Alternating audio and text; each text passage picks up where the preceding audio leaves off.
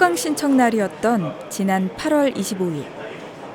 큐동 컴퓨터실은 수강 신청을 기다리는 학우들로 가득합니다.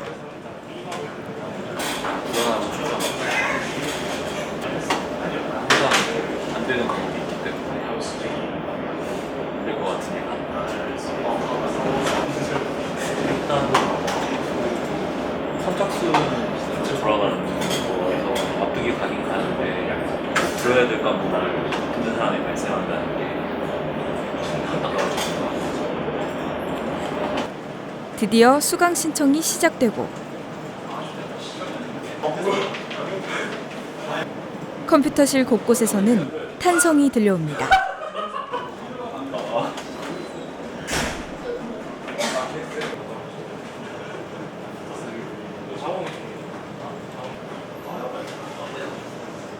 수강 신청 성공하셨나요? 아니요.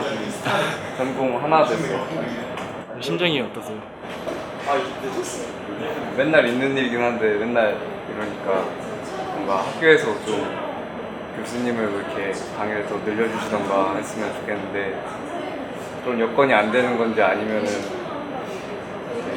모르겠어요. 어떻게 해결 좀 해줬으면 좋겠어요. 클래스를 좀 많이 만들어서 한쪽으로 안 몰리게끔 했으면 좋겠어요. 대학 생활에서 가장 긴장되는 순간을 꼽으라면 바로 수강 신청이 아닐까 싶은데요. 성공 여부에 따라 한 학기가 좌우되는 만큼 우리는 이 한날에 온 신경을 집중할 수밖에 없습니다. 하지만 아무리 노력을 한다고 해도 모든 학우가 수강 신청에 성공할 수는 없습니다. 소위 클릭 전쟁이라고 하죠. 클릭 한 번에 수강 신청이 끝나버리기 때문입니다. 그러나 이 이상으로 좋은 제도가 있을까라는 의문이 들기도 하는데요. 강의의 수와 교수의 수가 한정적이기 때문에 어쩌면 선착순으로 이루어지는 수강 신청이 경제적인 관점에서 볼 때 가장 합리적인 제도일 수 있습니다. 물론 더 나은 제도에 대한 논의는 앞으로도 계속해서 이뤄져야겠지만 오늘 시사기획문에서는 제도 자체의 문제라기보다는 더 큰 관점에서 바라본 수강 신청의 문제점을 이야기하고자 합니다. 매 학기마다 이뤄지는 수강 신청. 우리는 왜 수강 신청 전쟁을 해야 할까요? 교육의 대상자인 학우들은 이 문제를 어떻게 생각할까? 우리는 몇 명의 학우들을 인터뷰할 수 있었습니다. 기대했던 수업을 듣고 있나요? 네, 생각했던 것보다 절반 정도? 근데 왜 절반밖에 그렇다고 생각하시나요? 아무래도 인원수가 제한돼 있으니까 좀 늦게 신청했으면 다른 수업을 들어야죠. 기대했던 수업을 듣고 계시나요? 못 듣는 것도 있고 듣는 것도 있는데 못 듣는 것도 많죠. 그러면 왜 그렇다고 생각하세요?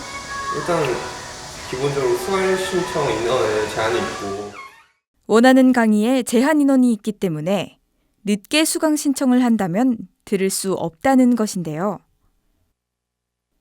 실제로 저희는 지난 8월 약 500명의 학우를 대상으로 설문조사를 실시했습니다. 그래프에서 보이듯이 학우들이 가장 불만족스럽게 여기던 사항은 바로 과목 수강 제한 인원 부족이었습니다. 결국 이 문제를 해결하기 위해선 더 많은 분반이 있어야 하는데 그렇다면 분반은 어떻게 이루어지는 걸까요?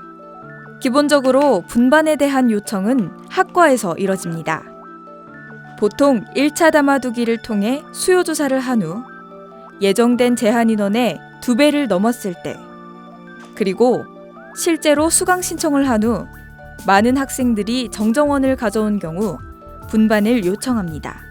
애매하게 제한 인원을 넘어선다거나 담당 교수의 판단에 따라 분반이 불필요하다면 분반은 이뤄지지 않습니다. 학사지원팀은 저희에게 지난 2015학년도 1학기 수강 신청 사전 담아두기 현황을 알려줬습니다. 자료에 따르면 1차 사전 담아두기 건수는 4만 8천여 건, 최종 수강 신청 건수는 9만여 건으로 이는 1차 담아두기를 하는 학생이 약 53%에 지나지 않았음을 의미합니다.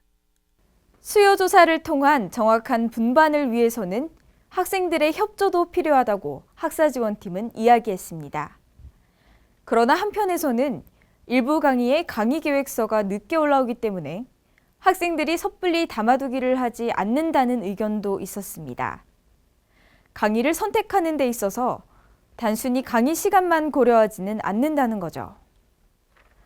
가장 효율적이고 정확한 분반이 이뤄질 수 있도록 해야겠지만 분반 자체가 예측을 기반으로 하다 보니 그러기란 쉽지가 않습니다.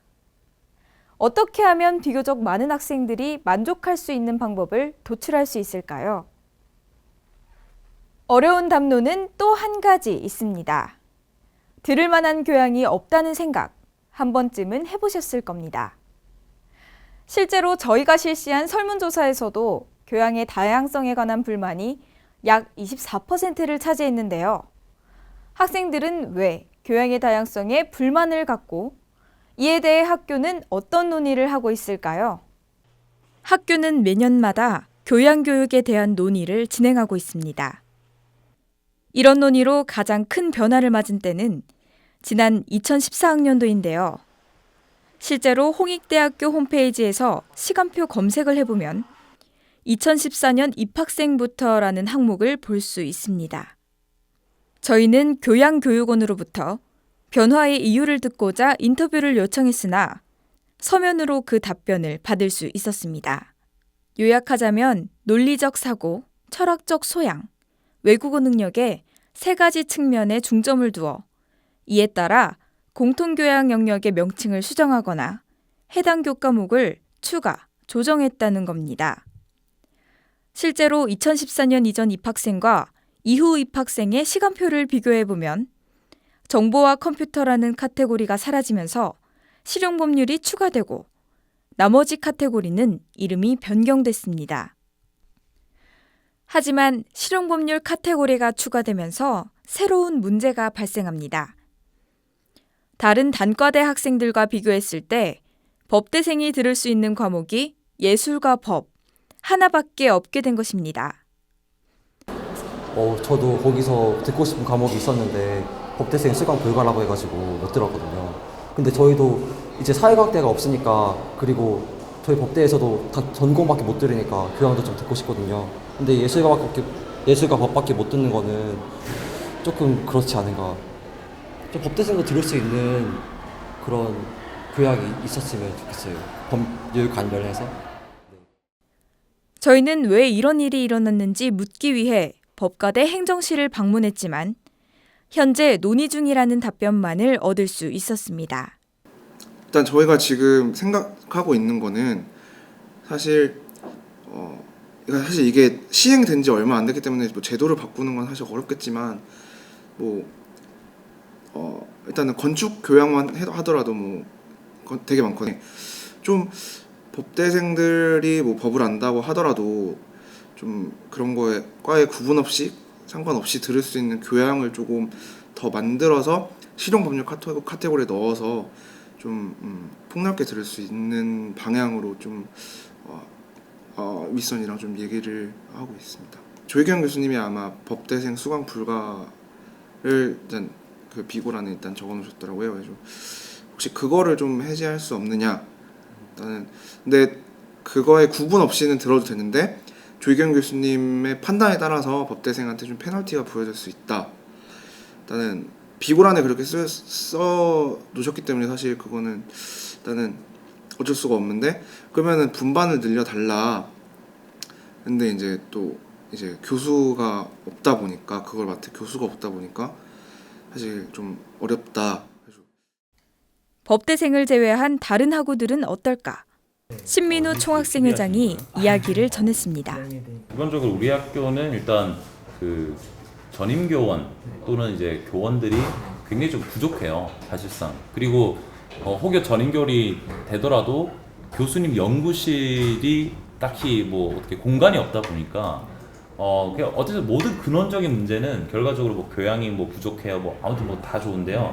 근원적인 문제는 기본적으로 그거를 강의를 할 교수님이나 강사분들이 절대적으로 좀 부족한 상황인 거고, 뭐 질도 질이지만 현재 양적인 것 자체도 너무 부족하다 보니까 일단은 뭐 분명 퀄리티도 분명 중요하지만 퀀티티에도 좀 신경을 많이 좀 써야 되지 않을까 그렇게 좀 생각을 하고 있습니다. 교양 자체가 굉장히 미비하다는 거는 저희도 굉장히 잘 알고 있고 저희도 다 같은 학생이기 때문에 교양 과목 사실 정말 들을 게 없는 거는 사실이에요. 예, 그래서 자연과 환경 쪽 그쪽에 들어가 보면은 정말 들을 과목이 사실상 거의 정해져 있는 그런 상황이고요. 저희가 생각하는 방안은 일단 학점 세이브 제도가 어떤 면에서 가장 현실적으로 그리고 빠르게 학생들 피부에 좀 와닿을 수 있지 않을까 그렇게 생각을 하고 있어서 일단 그 부분도 저희가 교육환경 개선을 넣어서 이번 학교학생 대표자 협의회에서도 좀 협의를 해나갈 예정이고요.